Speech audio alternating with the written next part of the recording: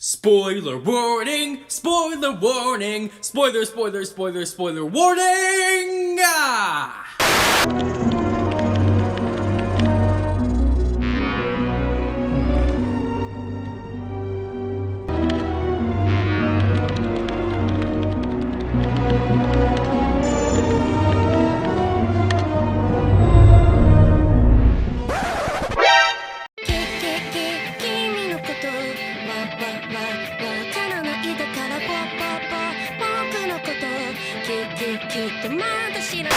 Welcome back everyone, and you know what time it is. It's balls deep time, and chapter 214 of Black Clover just dropped. Now let me tell you something. There's a crap ton to unpack here. We now have an explanation for what could have been one of the biggest ass pulls of the series. I don't know what accent that was. Tabitha just dodged a massive bullet. Before we begin though, if you haven't subscribed or hit the bell, feel free to do so because it helps support the channel and it's incredibly easy. Just 2 clicks and you're done, and you'll never miss all the balls deep content we've got coming your way. Anyway, let's cue the intro.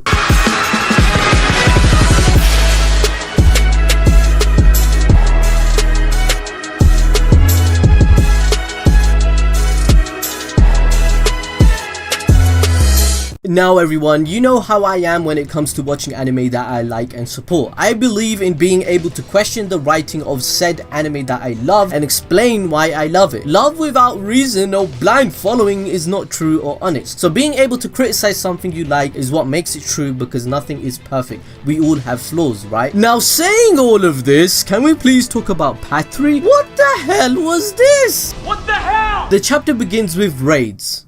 Wait, that doesn't sound right. How do I pronounce this? Rades.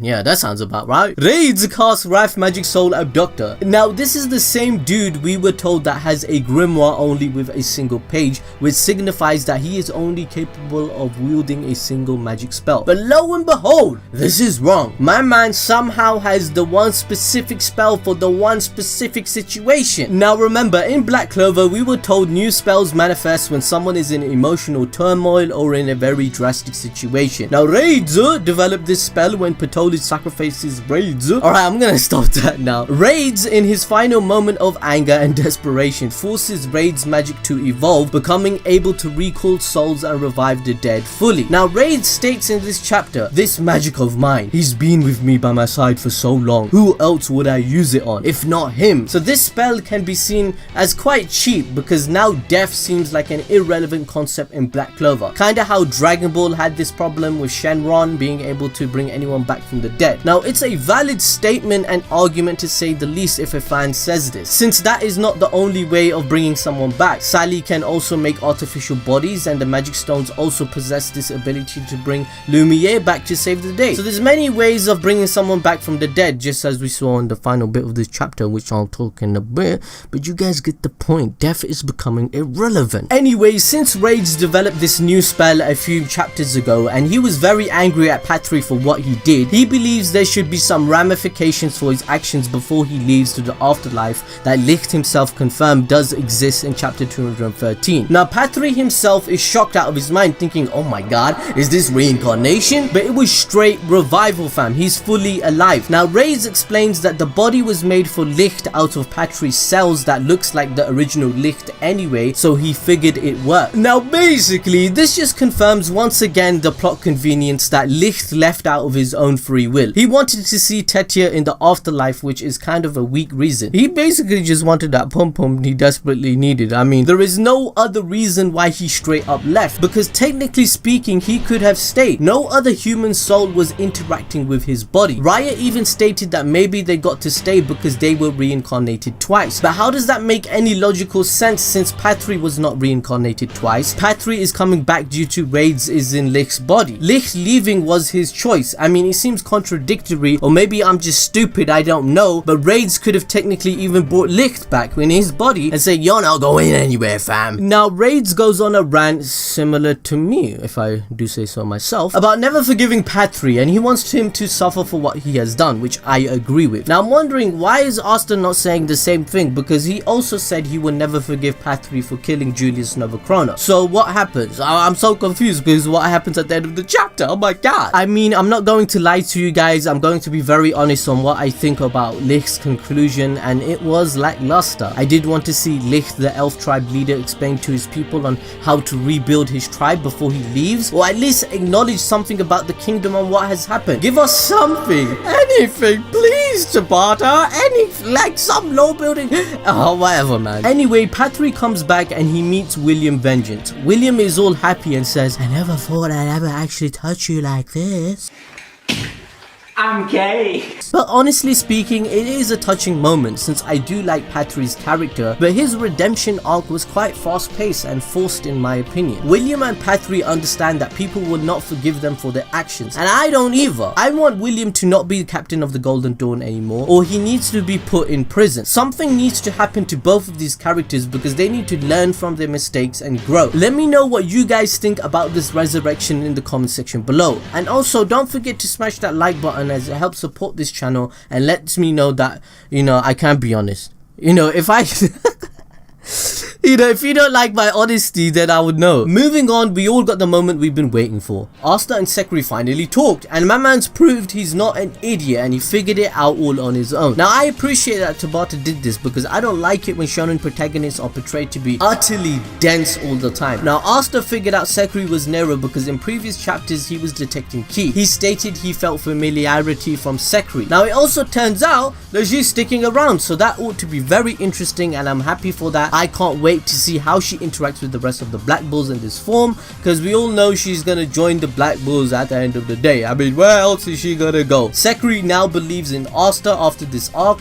and she supports his dream to become the Wizard King to help build the kingdom that the first Wizard King wanted in the first place, which includes ending discrimination, by the way. So it makes perfect sense that Nero joins the Black Bulls. She may even become the vice captain, who knows? I mean, it's not like this chapter insinuated the idea that she'll be joining the team. I mean, some of you actually want Asta x Nero now. I mean, holy moly, I don't know what to say about that. Give your meat a good old rub. I'm sure Tabata will deliver with the development of her character the same way he did with her backstory and reveal scene. It was fantastic.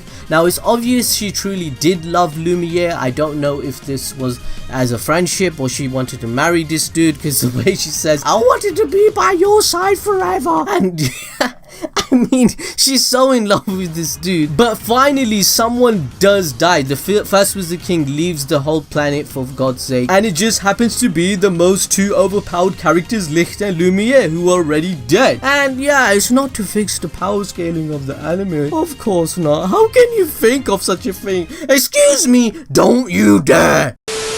Also, finally, the first Wizard King acknowledges Mimosa and Noelle to be his descendants, but I wanted a bit more to be said. Oh well, can't expect too much. We have to keep going at 100 miles per hour. And if there's one thing I've learned whilst reading Black Clover, it's that we just need to trust Tabata that he'll be able to handle the ending of this arc. It's basically over, but we haven't gotten a solid conclusion yet. It still feels like this arc is going on and everything hasn't been 100% resolved yet. We still need to see where William goes and what happens to him. We still need to see where the third eye goes and how they decide to live on now that they can't be mad anymore. How is the kingdom gonna get rebuilt? Are we getting a time skip? Is he gonna fix the plot holes that need explaining, like how the devil knew Patri would look like Licht and have light magic and have the 4-leaf grimoire? Does destiny exist in Black Clover? Who's gonna be the next Wizard King? Oh wait, speaking of the Wizard King, we need to address the elephant in the room. Julius Novachrono is back. YOLO! So it turns out that at the time of his death, he had broken the star-shaped rune on his forehead, which had 13 years of stored time within it. Now this makes sense because in the flashbacks, Julius does not have this rune on his forehead. It was only after he became Wizard King and in his late 30s where we see this rune start to appear. Julius was 42 years old when he sacrificed himself against Patri, so he must have started storing time for this rune at 29 years old. Now shout out to Litness221 on Twitter for providing me the information in a DM on Twitter on what the rune magic is based on. I appreciate that. But you guys interact with us on social media like Twitter or Instagram, Anime Balls Deep. So essentially, Tabata most likely got inspired by the concept of the Hagal. The Hagal has many different interpretations on what it represents, but since we know Tabata is heavily inspired from Viking folklore for Black Clover, it is most likely the meaning from Vikings that is true regarding the Hagal. Vikings believe the Hagal rune that Julius has means the following. The Hagal rune represents our unshakable faith in the ultimate victory of our philosophy. This essentially confirms what I explained in my previous videos when Julius told Patri that there is no way he would win. Part of it was regarding his philosophy to end discrimination, just like Asta wants to do in the manga. Julius knew he had to sacrifice himself because this rune would activate, making him come back to life. Now in the future chapter, I will not be surprised at all that he mentioned he also used his magic to see the future against the devil, because if Tabata did this, it would fix a plot hole that exists in this arc. I like the whole representation that Julius had. For example, his grimoire having no cover representing time itself, time having no beginning or end. In addition to the fact that his book has no cover, it plays on his philosophy: do not judge a book by its cover. Do not judge a commoner on materialistic things and shallow ideals, therefore connoting the very problem in the Clover Kingdom itself. He is trying to solve it with Asta. In addition, another shout out to the Ace from the comments for pointing out his name is derived from Julius Caesar, who we all know. Now Julius Caesar was a Roman emperor in real life, and he was betrayed by his close friend Brutus and stabbed in the chest. Now Julius Novachrono was betrayed by his close friend Vangeance and stabbed in the chest. Now I like all of this symbolism. I like the meaning Tabata puts in his characters. I am happy that Julius is back. I felt like he died too soon. I do not think this is an ass pull at all. We just have to put trust in Tabata for now on how he manages to incorporate a younger Julius into the story again.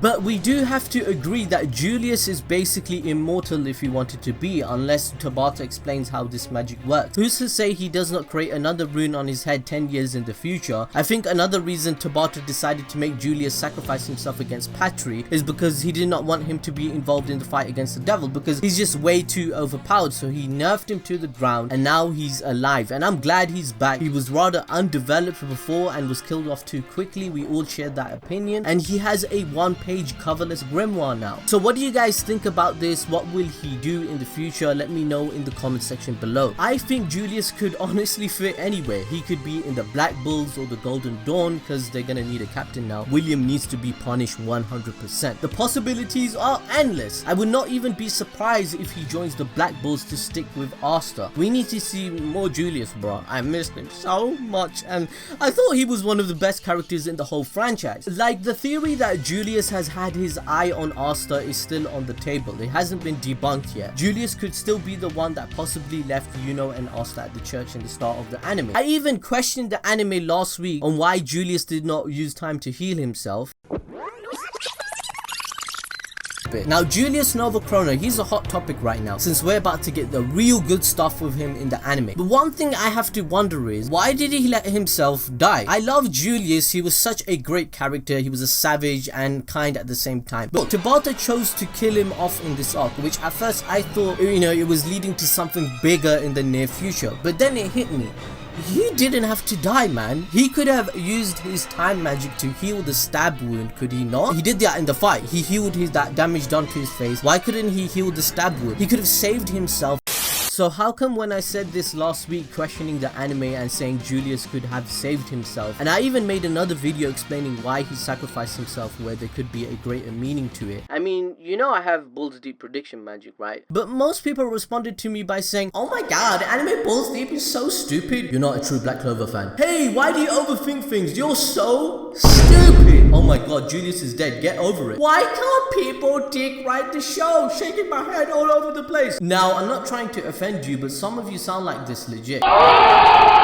Now honestly, I'm legit asking you guys, I don't understand why this anime community is like this when fans question the series they are watching or they critique it. So what do you want? Do you want me to be honest, or do you want me to pander my opinion? You want me to say what you're thinking, right? To have the same opinion as you, but that's not me. Sometimes I'm different. And if it ever gets to the point where I have to pander my opinion to make these analysis videos, where I'm so afraid of the backlash that you guys will have on me, where I've already proved myself, which I don't get, I think that's the day I'll just stop making them altogether. I'm sorry. There is already too much effort and pressure on me doing this on a weekly basis, so I don't see the point in having to censor myself as a fan. It's not good for my mental health either, where I read all the comments, everyone's trashing on what we have to say. So what's the point? I know my opinion and analysis means nothing at the end of the day. We all know this. I know know I can't change anything that happens, nor do I have any great power. You guys listening to our videos are the ones that have all the power together and united. You're the ones that support us, and I love you for that, and you want to watch the videos and you want to see my real opinion. So I'm gonna repeat myself right now. I will never ever dick ride any anime for you. I'm gonna criticize everything based upon the feelings I have at the time. Now, feelings change based upon the information that we have gradually over time. Even my top 10 anime of all time can get some smoke. I don't care, it's not a big deal to me. So saying all of this, I hope you guys can understand my perspective and we can all mature as a community, because this is how a YouTuber works. I don't understand what you want from me. And also, how come when I questioned the anime last week saying Julius could have saved himself, and now that he did save himself, everyone's not questioning it anymore? But when I questioned it, I was in the wrong. I don't get that at all. So now that that's out the way, let me talk about the devil and why he was lackluster. So I don't know about you, but my jaw dropped when the devil was first revived. It was something I theorized and got correct. When he revealed that he was behind literally everything that has gone wrong, my mind was blown, fam. It was 10 out of 10. It was Kaguya done right from Naruto. But after a while, he was actually really boring and generic. Tabata could have done so much more with his character, but all the word magic devil did was show up, reveal his big plan, yell a bunch of random stuff, and take a really long time to die. That's it. Great villain, 10 out of 10, no flaws found. Seriously though, after the major plot twist, the devil said he has word magic. Word magic meaning anything he says comes true except causing literal death. So what does my man do? Nothing. He uses the same 3 spells over and over and over again. Every single chapter the devil said the same thing. You're scum, you die, you are below me, you are trash. I mean, come on man, this gets old real quick. Give us some understanding of the character so we can invest in the villain. That's how you make a compelling antagonist. The devil was evil because he was evil. There is no reasoning. He is evil because he is the villain. Of course! Now, I know some of you will argue, well, duh, he's the devil, he's evil, it's in the name, all devils are evil. Well, no. Even the devil's backstory in Abrahamic religions that Black Clover is based on, as well as Viking mythology by the way, they all explain the devil's backstory and why he became known as that. In Christianity, Judaism and Islam, the devil was the first ever racist and had too much pride to bow down to Adam, a human being. There is much more to the devil's backstory, but you get the point. The devil was not always evil for the sake of being evil. Something happened to him that caused it. Even the devil has a story. This is why the word magic devil was a boring, weak antagonist after the amazing 10 out of 10 plot twist. Now, don't misinterpret me, don't jump to assumptions, don't get me wrong on this. I'm sure when the fight gets animated, it's going to be amazing. I'm gonna love it. There is no doubt for that. But I feel like what happened to the word magic devil's character, it was really anticlimactic. Let me know what you think in the comment section below. Anyway, that's everything I wanted to say about the chapter. Make sure to smash that like button to support us, ding the notification bell, follow us on Instagram or Twitter. See you guys next time.